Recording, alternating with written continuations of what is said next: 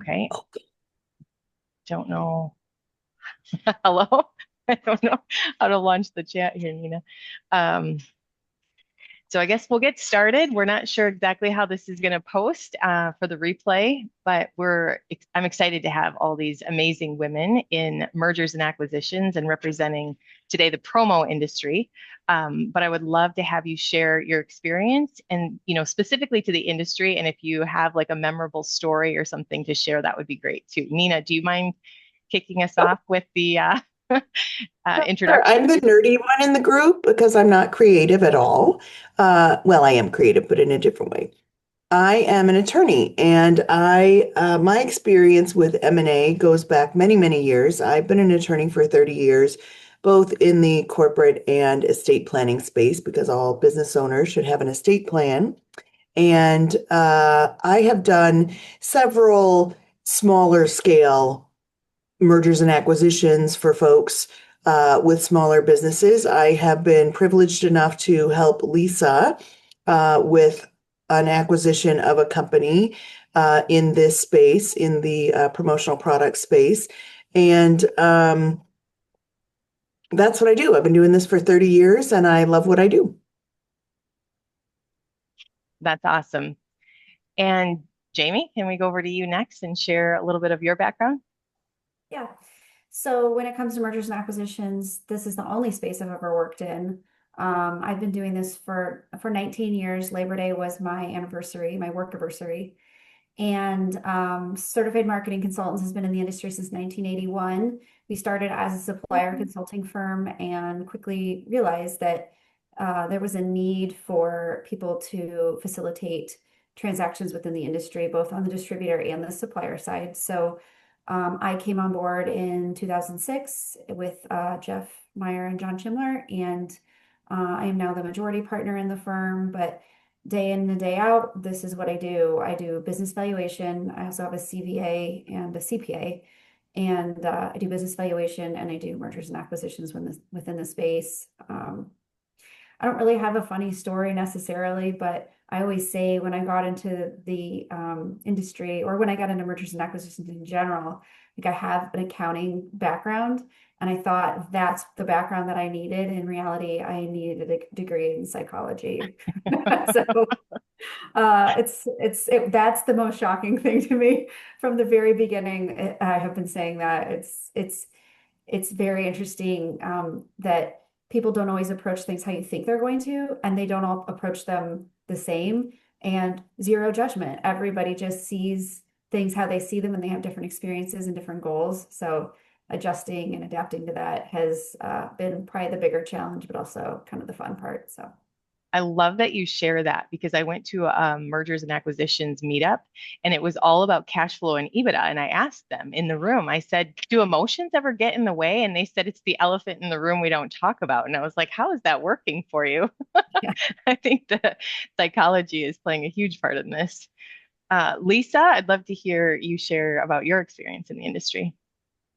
Yeah, I have been in the promo game since a long time ago. Um, and I started my own company about 6 years, 7 years, maybe 8 years after I got in. The company I was with folded, and so I thought, well, I'm just gonna give it a go on my own, and if I flop, I'll go back to work for somebody else. But I come from a family of entrepreneurs, so there was probably a lot more willingness to heave ho through it all than most people might put up with. Um, did my first acquisition during COVID. Lesson learned, you know, historical data doesn't count when you're coming out of a pandemic. Um, and have done two others since then. All three have been different. All three, God, the psychology of it, absolutely. I mean, people's emotions really drive, and not just emotions, but to me, uh, the desire to get out or not get out is balanced against the fear of telling people what you think your business is worth um, and how much you want. And some people are totally unrealistic. I've kind of learned in what their expectations are. or what they would like to get, like, oh, my business is worth 250,000, but I want 750,000 because I don't want to work for the next 3 years, and that's what I think I should get.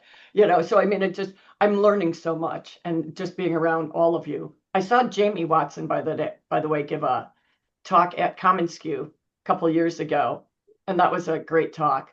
And working with Nina has been fabulous. So I feel like I'm this crowd of awesome women. Well, Thank thanks for sharing that. And when you brought us back to the fears, Lisa, and Jamie, you mentioned the psychology side of it. I want to dig into sort of what happens behind the scenes and what you guys have experienced, what you've seen. And so I'd love for you to share your experiences, obviously, in a way that's maybe helpful, and then also talk about what you see changing, some of the changes in the industry. So I want to go back to you, Jamie, actually, and I'm curious if you could share a little bit of what you see when people are preparing and sort of what those first stages look like, and then also maybe some of the things that you wish people would know or think about. Yeah, I'm a broken record when it comes to the preparation. I have clients they'll come to me and they'll say, I want to do a business valuation. I want to see what my company's worth. And I have one right now, actually, that he doesn't have his 2024 numbers yet because he doesn't have his 2024 tax return done. It must have gotten extended. Um, and his tax return, those are his only numbers. And in my mind, you're not running your business efficiently and to the best it could be if you're not looking at a monthly financial statement. And to go further with that, you're not really able to present a buyer with the most up-to-date information about your company unless you have something interim to present. And by the time I get the numbers from this guy, those numbers are almost out of date because we're sitting, almost 3/4 of the way through 2025. So 2024 numbers, I mean, we all know that things can turn, especially, economical, things and tariffs and administrations and, supply chain issues. And like we could go on and on and on based on what's gone on over the past 5 years in this country or in all countries, really. So I would say the one thing you should be doing all along is looking at monthly financial statements and doing your best to understand and interpret those. I know not everybody's a numbers person, but having just a baseline understanding of that when you're running a company is so essential to making a company the best it can be. And then further that, having those when you want to go sell your company is just paramount. It's just paramount. And then to go back to the fear around it, I think there's one thing that business owners, and this is understandable, they think, well, when I'm running the company, there's no risk because it's the risk versus the risk you don't know. And so when you sell the company, you think, well, I don't know how they're going to run it, and there's an assumption that they're going to kind of, drive it down. And not that that doesn't happen, but when you do your due diligence with a buyer, the seller does due diligence as well. You should be doing that in such a way that helps mitigate that risk. And you have to have an understanding that both parties are in it for this to go well. But that also you have risk when you own the company. Just because it's risk doesn't mean that risk doesn't exist. Mm, those some beautiful. Yeah, I'd love to hear, Nina, your take. I was just going to say, number one, wow, that's shocking because how does this person know if his business is doing well or not in the middle of the year if he doesn't get numbers till after? Wow. And two, some of that risk can get extended to you as the seller if part of the purchase price depends on performance. So if you don't have the numbers beforehand, how does the buyer know if they're improving performance in the company over what you did or not? And they don't know if they can. You're setting yourself up for a lower sale price as the seller because the buyer can't assess, well, where can I cut costs here? Where can I enhance profits here or there? Because they have no idea what's going on from month to month, and they can't even analyze your vendors. Mhm. Yeah, you're setting yourself up for a very hard road, and you're probably going to get much less money than you want, whether it's realistic or not. And just to Lisa's point, all sellers are unrealistic in one way or another. So we always, because we have the emotional input into the business and we've spent so much time on it, in it, on it, doing it, many people, I think Lisa's acquisition that I helped her with, this gal started it in her garage. And I don't even remember if it moved out of her garage or not, but that's a lot of effort and emotion. And it becomes, in my family, my dad had a business, not in this space, but it was like a sibling to us, because when he said he was selling it, we all just sat there and went, what? Like, so one thing to know about the emotional side is that when you own a business, any business, it's a part of your family, because your family is involved in it, whether they're actually working in it day to day or not. They know they rely on that business for their livelihood. Even small children understand it. I'm telling you, because I did, and I was pretty young when my dad sold his business. And so we were literally like, what? You're selling it? What? It's part of our identity too. Hmm. I have a quick question, I think back to you, Jamie, is when you see this about the numbers and where they're not, where they don't have the numbers even midway through the next year, um, does size matter? Like, does revenue matter, or are you seeing some of that, say not looking at the numbers at all at all revenue models? The numbers always matter. It to be But whether or not they're tracking them well, do you see a so. difference in the revenue? I assume that this specific person is looking at sales reports. I'm assuming they're tracking sales, but not necessarily profitability. So I'm assuming there's some level of tracking that they have adopted over the years, and that they're very sales driven. And it could be that their expenses are so fixed that it doesn't matter to them, but it does matter to a buyer. And so that's why it's important. I mean, it's just a fundamental stepping stone towards selling your company, is having that information available, and being able to the numbers start kind of telling the story, but so you can fill in all of the narrative and all of the qualitative information around it. Hmm. Well, and I'm curious, again, from all three of you, what in addition to the numbers are some of the things that matter in terms of the valuation? So I don't know if anyone wants to take a stab at that, but I would love to hear I if used there's to have anything. actually. Yeah. So what matters to you as a buyer? I'm sorry, say, What Yeah, matters to you as a that is buyer? to the buyer. uh, yeah, so I mean, yeah, the numbers are the numbers.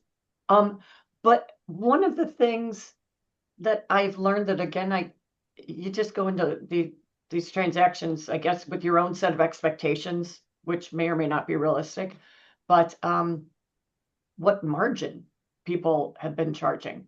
So in my experience, which is very limited, so you guys have had much more experience. Um, I've had a couple of business owners who were really profit driven. And that depended on the size of the company. So the one that Nina and I worked on, very small. Another one was much bigger, more employees. There was one in between, and he was just this very kind guy who kind of gave everybody the friends and family discount. And the problem was, I mean, they were all lovely clients, but they were like, well, how come I'm not getting the friends and family discount anymore? And it's very hard to move people from a very low base to something that's much more realistic and sustainable when they're not your friends and family, you know. And I mean, the fortunate thing is, I would say all of his clients have stayed with us, which is outstanding, because I don't think every acquisition, all clients come along. But It's been a couple of years of slowly moving these clients up to a margin that's, a reasonable margin. So I think that, what he brought to the party was he had a very generous spirit and felt that, he had enough for himself to live on with his income and his wife's income. And, so he didn't feel the need to charge people a lot. And so to me, that was a personal approach and less of a business approach. And now I would look at that much more carefully, not just your sales numbers, but what are your margins over time? Mhm. Yeah. And what do those margins mean? Like, are you giving somebody friends and family discount, or are you just selling based on price? So if you're selling just based on price, your quality of earnings isn't quite as good because somebody is always going to come undercut you. You need that to be based on other things like response time, meeting deadlines, customer service, creativity, art, all that stuff in this industry. Yeah. I would Technology. also say from the nerdy lawyer side, first of all, Lisa's very good at what she does, and that is why people don't leave, and she gives excellent customer service. Um, so from the lawyer side, the other thing that matters besides the numbers, one of the other things is um, have you had employee lawsuits? Do you have governing documents? Are they in order? Is your company formed correctly for the buyer? Is it a C Corp, an S Corp, a partnership? How are you being taxed? Who am I dealing with from a legal perspective as the seller? Uh, have you documented what you've done year to year? Do you have benefit plans? What are the costs that may need to be absorbed and what can be cut? Um, and do you have documentation for all of those things? Because not only are they costs and obligations of the buyer, if they bring on your employees, that kind of a thing. And what are people used to? Like, are you going to lose half your workforce because you have a different kind of benefit plan or setup than the seller had? So that's a consideration. And is that okay? Do you need them? Do you not need them? But are there liabilities, which forms the basis for, am I going to purchase the assets of this business, or am I going to purchase the actual business, the ownership interests? There are two different things. When you buy the assets of a business, you are not buying their liabilities. Those run with the owner. If you are buying the ownership interest, whether it's stock or an LLC ownership interest or a partnership interest, you are absorbing those liabilities. So it depends if you are formed the same way, if you're a partnership and they're a partnership, or you're an S Corp and they're an S Corp, it might work. But you also have to be careful about whether what you're actually taking on, the liabilities beyond just the sales, employee liabilities. Have you had lawsuits from vendors? What's your situation? What are the benefit plans? All of those things matter in a purchase where you are purchasing the actual ownership interest in the business versus an asset purchase. In this particular field, most likely you're going to be buying the assets. And those are contact lists. Another thing that really matters is, what is your confidentiality policy? Obviously. Vendor lists. Those are the things you can buy. It doesn't obligate you to stay with the vendors. Whereas when you buy the ownership, you might have a contract with a vendor that you might have to honor. So those are really important considerations, and that's where I work with folks on that side. They're usually like, Jaime is focused on the numbers, which of course we look at and we're very concerned about, because if it doesn't make sense financially, it doesn't matter what the other stuff is. You're probably not going to do it anyway, right? But then once we have a decision that, yes, this is a good target, whether it's for acquisition or sale, then I either help a seller clean up or I help a buyer assess, am I taking on too much risk doing it the ownership way, or should I just maybe try to get the assets? Do I need the other stuff? So those are the things that I look at in the due diligence. So it's more than just numbers. And I did want to throw in one thing to back up what Jaime said. Not everybody is a financial wizard, me included, but it is worth it as a business owner to find someone who is. Even if it's just a bookkeeper who can put your numbers into QuickBooks, anything is better than nothing.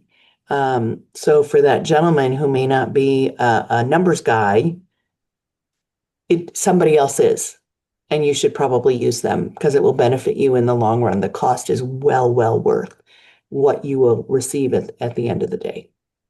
Yeah. I don't know if this is a thing that's universal to all industries. And, since Jamie and Nina have greater exposure, I mean, I come from an engineering and construction business background plus a computer software background. And I feel like this industry has a lot of dining room table businesses, and people fall into it often, like their kid needs uniforms for their baseball team, and the next thing you know, they're like heat pressing in the house, and then they're, and so they kind of grow organically.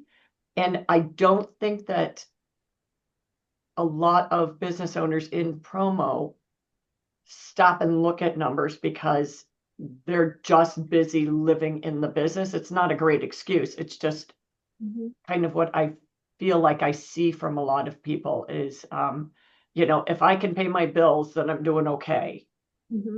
Yeah. And I think we talked about this too.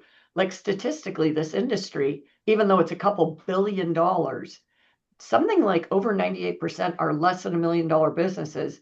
And of that 98%, there's something like 80% are less than 500,000 or 250,000. I mean, it's a small amount. So Yeah, I think this, go ahead. I was just going to say, I think this is an industry that lends itself to small business. And just like you said, I think most folks, unless they're inheriting a business from someone who built it to, we have our own facility, we, have this big thing, most people are doing small business activities, and a lot of them do start at kitchen tables or in garages. And just as you said, oh, my kid needs uniforms and I'm not paying someone to do all this. And then they start getting into it. But I think as the attorney who works with startups and such, I will tell every startup business from the beginning, get a numbers person. If you're not it's not that expensive to have someone do QuickBooks with you. And a lot of banks will do it for you. Also, please, I can't say please enough. Don't start a business without speaking to an attorney. Do not just go online and file something. Do not just go online and file something with the Secretary of State, because you also don't always know what licensures are required. And more, this business isn't so license heavy to do business. You probably just need a business license. But there are lots of businesses where you need other licenses, and lots of attorneys have built careers on helping people appear before licensure boards because it wasn't done right. It doesn't cost as much as you think. Lots of folks will form companies for you for a set fee, but you at least know your paperwork is done right. And please, I hope no one here listening works for this company. Do not use LegalZoom. Oh, it makes me cringe. They're not lawyers. So many of these online will form a company for you for $99. They're not lawyers. They cannot give you legal advice. So if you fill out paperwork using LegalZoom or one of these other online companies that form companies for you, they cannot tell you if you did it incorrectly. And then you're in trouble. And then you're going to end up coming to me, and it's going to cost you more in the long run than it would have to just come with me, form it for you for $1,500. And don't forget, in your financial planning and in your starting a business, do a financial plan. Even if it's small beans, it doesn't matter. And remember, you need to pay a lawyer. You probably need to pay a bookkeeper. Don't forget those in the business things versus working on the business, expanding, getting, doing your networking, all of that. That's working on the business. You're going to have to work in the business too. So don't forget those things when you're figuring out, can I start this? Can I get out of this? What is it going to cost me? It's not just, oh, I'm going to go find a buyer and It'll be done. No, I love the what you're bringing up, Nina, little about transaction we did with Lisa's lady, it cost her a lot because she had a bad lawyer first. She used like her brother's cousin's Real uncle's. estate lawyer or something. Right. Yeah. Something like that. Get a lawyer who knows business, even if it's small business. Get a broker if you need one, if you're bigger. Um, and then she switched attorneys in the middle. Remember, she had a lady first who didn't know what she was doing, and then she had this other guy who thought he knew what he was doing. Um, and as the professional out there, remember there's always somebody who has more experience than you, so be open-minded. Definitely defend your client, represent them, do what you need to do to get their interests forwarded. But remember, there's people who know more than you out there and that listen because you might pick something up that you can then use. So those are my 2 cents. I love what you're saying, Nina, about how it's might cost you more to do it, the wrong way first, the cheaper way first. It I will. grew up, I grew It up in family absolutely will. business, and I think some people are just destined to continue to spend more. But I love the advice. Uh, It absolutely will. That lady, oh, I did feel bad. And I didn't mhm. charge Lisa all the fees because It was, a lot of the fees were that it cost Lisa mhm. were because she didn't know what she was doing. And I had to spend extra time educating the woman or her lawyer or somebody, and it stalled the process. It probably got her a lower selling price. There's a lot of sacrifices that you make by not consulting people who do this all the time. I analogize it to this. I have a car. It has four wheels, a steering wheel, an engine, and seats. That's about as much as I know. So when the light goes on the dashboard, I don't try to fix it myself. I go to the people who know how to do it. That's what they do. That's why we have folks who bake bread and run businesses and our lawyers and our dentists. I mean, we don't fix our own teeth Wait, what? anymore, except you. Except you. It's okay to Well, pull your kid's teeth with a doorknob. That's fine. But, beyond that, no, no. so before we move into, what we see as trends right now in the industry, I'd love to just explore with Jamie and Lisa a little bit of what you see, kind of similar to what Nina was saying behind the scenes, please don't do this, please do this. Like, what are some best practices, advice, things to avoid surprises?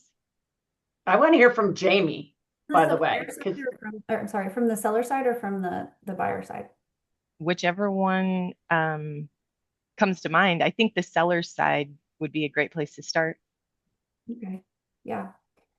Um, on the sales side, I would say in this industry specifically, I wouldn't wait until you want out. I wouldn't say I want out of this business within a month and expect to get what the business is worth. This is a relationship business, so there's always an element of contingency. So we advise that you want to stay involved as long as that contingency is in play. And in this industry, that's usually going to be 2 to 3, maybe even 4 years, depending on the size of the deal. Um, and it's actually really nice because going back to the psychology of things, business owners in general, once they sell, I mean, some are ready, right? But some are not ready, and it's just time in order to get the maximum value. You want to sell when the business is trending up, and you don't want to sell once you've gotten kind of tired and you're not really doing as much anymore. People come to me all the time and say this, like, well, 4 years ago the business was at its peak and it's kind of tailed off, but the potential's still there. That's not when you sell your business. You sell your business when it's at its peak before you get tired of doing it, before you get kind of run down or bogged down with different parts of life. You can stay in the business at that point and continue on in this industry as a key salesperson. The buyers love that. They absolutely love that. You help transition the relationships. You can stay working with some of your favorite customers. It's a pre-retirement and something that, as again, from the psychology standpoint, works really well so that people don't all of a sudden feel irrelevant just because they've sold their companies. So that's the number one thing in this industry is plan ahead. And again, in this industry, I think that means selling your company probably about 3 years before you're like ready to be totally done. And also the other thing is to know what it's worth ahead of time, which probably means getting a valuation now and maybe updating that valuation every couple of years, or at least understanding it to the point where once, if your numbers change, if your numbers don't change, you don't need to update your valuation necessarily. But if they start to change and things about your business starts to change, then that's probably the time to do an update for it. What Lisa? about from the buyer's side, Jamie? What would you say? Don't buy in this industry, don't buy a company where they're overcompensating the sales reps. Because once you cut the compensation back to where it should be, they're going to leave. And the sales reps are such a huge part of the relationships in this industry. That is not a facet I had thought of. Yeah. It's just the number one thing that the buyers in this industry, that's like the first thing they look at is how are the sales reps being compensated? Is it a 50, because 50-50 splits are really common in this industry.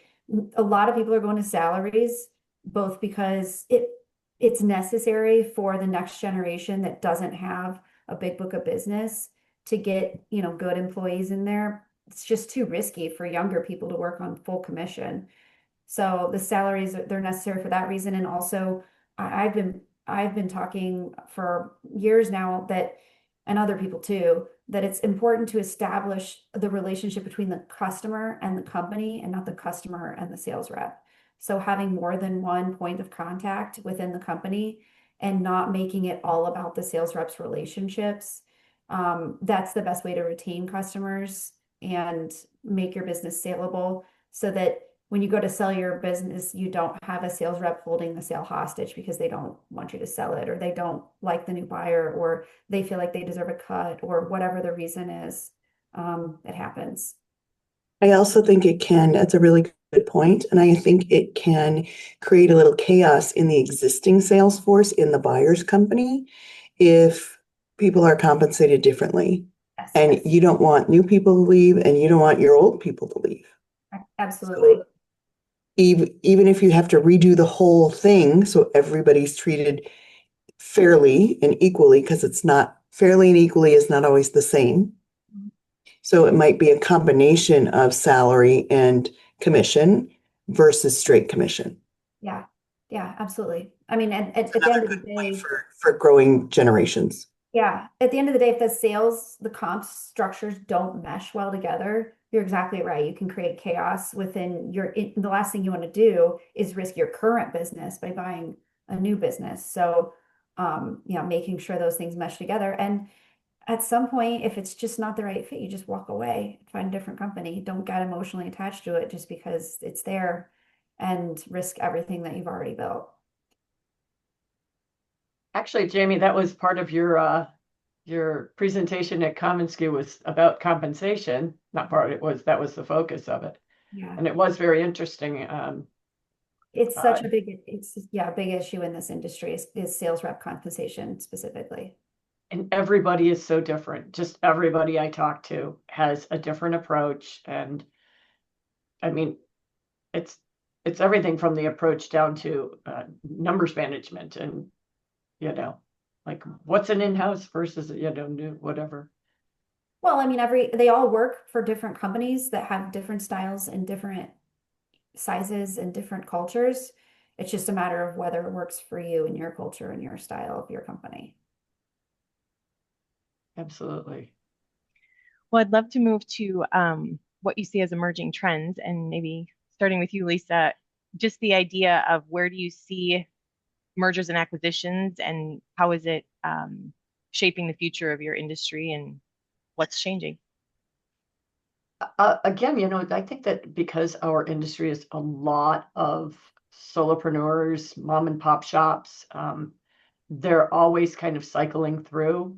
I think that probably there's a fair number who try to have their offspring take on the business, and that doesn't always work out.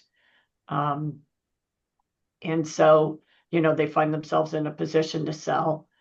I think that technology trends and changes are really forcing some people to assess if they want to stay in the industry, and especially if you're like teetering on that retirement age, what do you do? What does your future look like? What is your software right now for your company to manage what you have? are you capable of even moving forward? All of those things, I think, are really going to affect existing companies and probably, like I said, kind of force people to assess whether they want to still be in the industry in 5 years, So to Jamie's point, start looking now to make your exit. Jamie? Yeah, I'm seeing a few things, some things more recently than others, but dating back a little bit.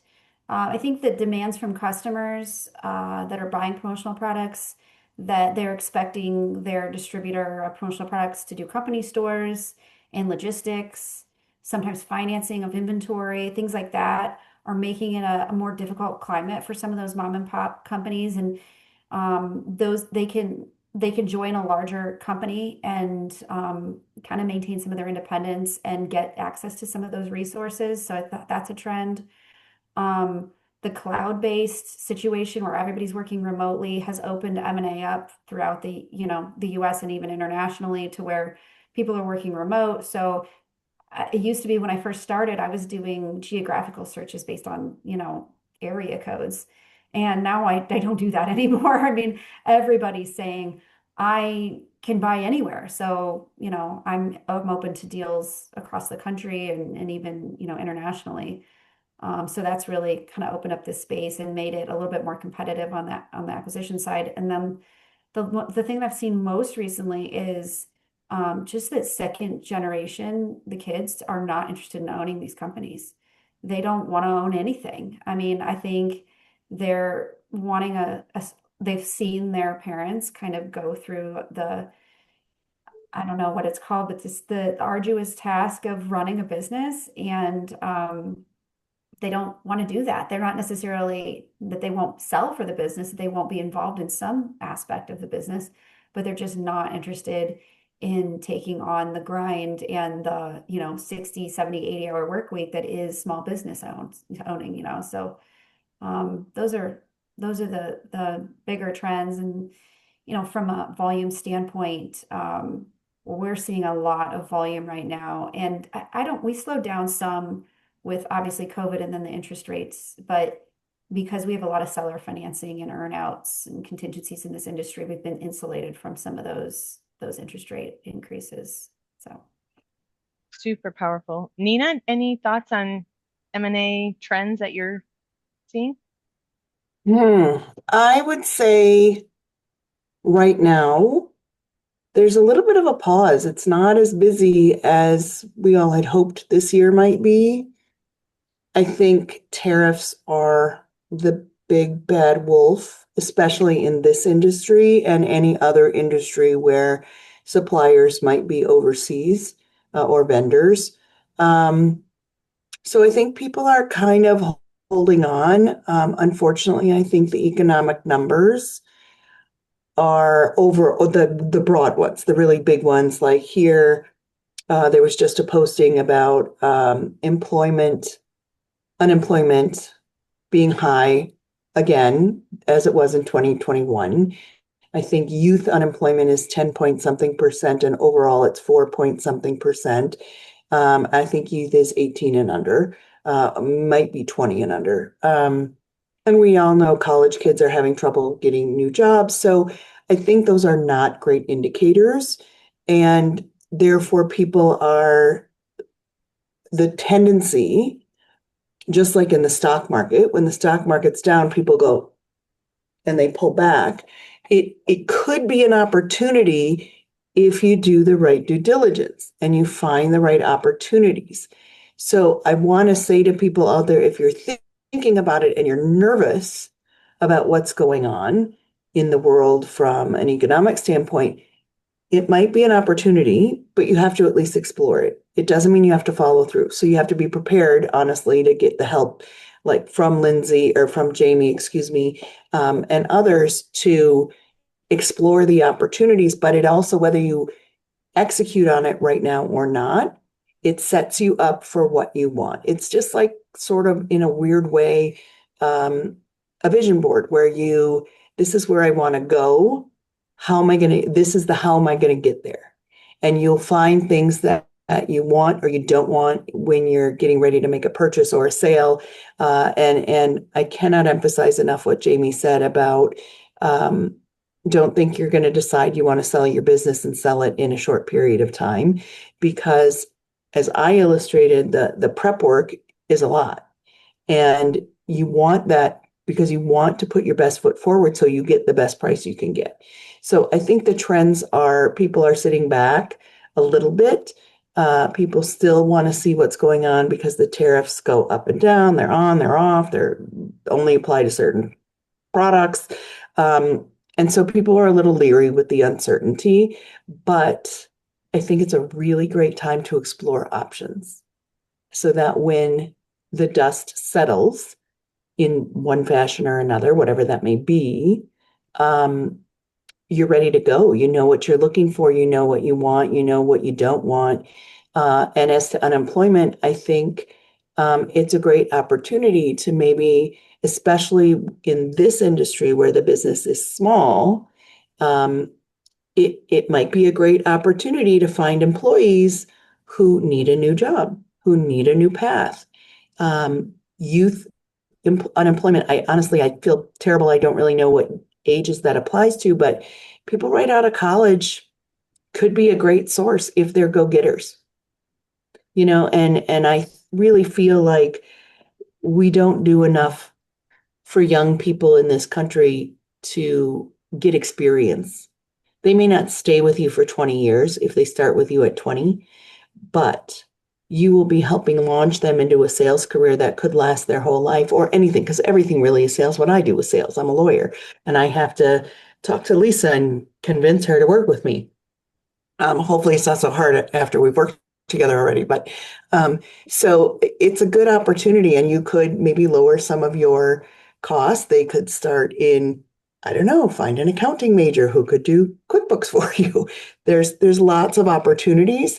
But I think in the M&A space right now, it's kind of flat, unfortunately. But you can use the time beneficially. Is there Can anything? Yeah, go ahead. I wanted to ask Jimmy Watson, do you see a sweet spot in company size for M&A that comes across your desk or that work well? As we've discussed, there are companies of all sizes, but there's a really big number of companies that are smaller. Can you just talk a little bit about what you see as? Yeah, I mean the companies I get the best kind of traction with. So if you're below 1 million in sales, some buyers won't look at it because they don't feel like their critical mass is there. And they look at it as more of, and they'll still do something, but they're not going to take it quite as seriously. Um, the ones that are over 1 million in sales, but less than, I would say, 5 million or around 1 to 5 million, there's the biggest audience for those folks. They're going to probably get the best looks or the most looks from the most people. And I mean, the ones that are larger, now you have private equity that comes into play. So it's not that there's not opportunity for larger companies. There definitely is. But from just a volume standpoint, there's more people that are capable and willing to do business and do acquisitions from I would say 1 to 2 to 5 million, I would say. Just comes across my desk. Now, obviously, that's just my um, anecdotal type of experience. So, And how long on average do you think it took a merger or an acquisition to take place, through your historical experience in this industry? yeah. I know that Nina's got a ton of experience, but the other industries may not be really relevant to this conversation. Yeah. Yeah. So start to finish average has been 6 months. That's just average. It can take longer. It can take, and that doesn't mean, I mean, that's from beginning, starting the drop marketing materials and start marketing it to actual close. That doesn't mean that you're through your earnout period or your contingency period at that point. That's in addition. This is just the paperwork. Yeah. The Yep. marketing, the discussions, the visits, the negotiation, the purchase contract, the LOI, the purchase contract, all of that whole start to finish process, about 6 months. people might be interested in knowing, like, how do you make your money in mergers and acquisitions in the industry? Like, if there's a small company and they want to access you, like, what does that mean to them financially? Yeah, so we work on a standard layman's formula, which is a 5 4 3 2 1 formula. It's really common for brokers. So it's like 5% of the first million in value, 4% of the second, 3% of the third. And we charge a small retainer up front, but we don't get paid until we actually sell the company, which means two things. I mean, we're motivated to sell the company, but also we're also motivated to work with companies that we think we could sell. We're very, very upfront with people if there's something that's going to keep buyers from looking at it. So you only represent sellers then? No, we represent buyers sometimes as well, but not obviously not at the same time. It's a conflict of interest, but we do buyer acquisition searches. We on the distributor side, we're pretty careful who we work with just because, as I mentioned earlier, with everybody being cloud-based, it used to be this buyer wanted to buy in California and this buyer wanted to buy in Pennsylvania, and it wasn't any sort of conflict of interest. Now all the buyers want to buy everywhere, and now I have to decide which buyer this is going to work best with. There are qualitative factors that can define that, but I still have to be careful to make sure that I don't have two buyers that are too similar in what they're looking for. I'm sure people will find that really interesting. Yeah, we try to be discerning so that we're fair to the people that we've agreed to represent. And I think one of my takeaways with Nina, and just in fair disclosure, I met Nina at a women's networking event, and we hit it off. So she had no idea what was coming. I learned a lot through my experience with Nina, but she was so kind to work with and super helpful. And again, going back to the start of the conversation where fear really guides people's decisions, and I'm anxious because I don't really know what I'm doing. And I know the seller's anxious because she kind of knows what she wants, but she doesn't know, you know. And so in that respect, Nina was super great at like holding my hand and making me make sure that I've got like, all of my paperwork and my T's crossed, my I's dotted, etc. Yeah. And that experience alone, like really allowed me to appreciate what an attorney does, because like, again, probably 98% of the industry, I was like, hey, I'm going to start my own business. Click, click. I'm a business owner, and then you have to backtrack and get all the, slots filled. Yeah, M&A is it's an intimidating process. And I think I try to do this, and I think Nina has a very approachable personality as well, that, the more approachable you can make it, the more likely people are to be successful with it and to engage in it. So that's helpful. I think both for Jaime and I, people get intimidated when they want to approach us. And I think the most important thing for business owners to remember is we're actually in awe of you. You started a business. You are running this thing. You have everything invested in it. Yeah, I went to law school. Yeah, I have degrees, blah, blah, blah. Anybody can, not anybody, but a lot of people can do that. But I think the most important thing to remember is we are just people too. And my job is to help you as a person fulfill your goal. And so Jaime had said it in the beginning that she also needed a psychology degree. Oh, you have no idea.